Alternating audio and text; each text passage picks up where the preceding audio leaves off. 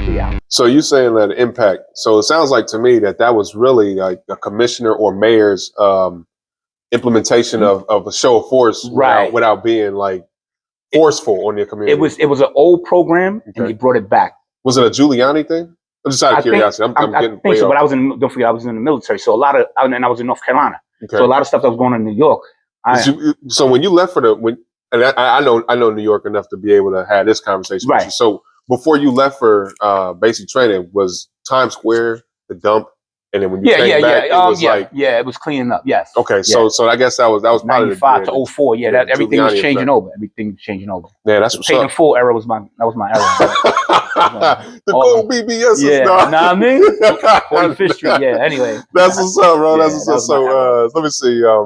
As a new officer, what were some of the biggest challenges that you had to face, or had to overcome? When you first getting out there. Biggest challenges? Yeah. One that stands out. You got the kid shooting the dice right there. Yeah. You are. You pretty much by yourself. Mm-hmm. Now you got to figure out what to do. Mm-hmm. Now remember, I'm from Harlem, but I'm on the east side of Harlem now. Yeah. So when I grew up, and it's not a racial thing, but west side of Harlem is mostly brown. I'm just to let you. I'm trying to get away from saying black people because it's us, but the history is usually so derogatory. Derogatorily. So I wanted, that was for the most part. The west side is the brown. And the east side is Spanish Harlem. That's what it's called, Spanish Harlem. So here I am, I'm in Spanish Harlem, and I got to figure out a way to step to them because I know how they feel about the police because that was me. Yeah. So how can I get them to understand I'm here for you, but at the same time, you can't do this. So that was my biggest challenge. But then I had a little saying I came up with, like, listen, so fellas, I'm here. Mm-hmm. This is my block. This is my exact word. This is my block right now. This is my corner. Said, I don't want to go in your pockets, and you don't want me to go in your pockets. So the best way to settle it, when I'm here, let me have it. When I'm gone, you can come on back. And I'm batting 1,000 with that. I was batting 1,000 with that. It was respect. Yeah. Because you see, I don't want to give you too much. I'm all of my philosophies on and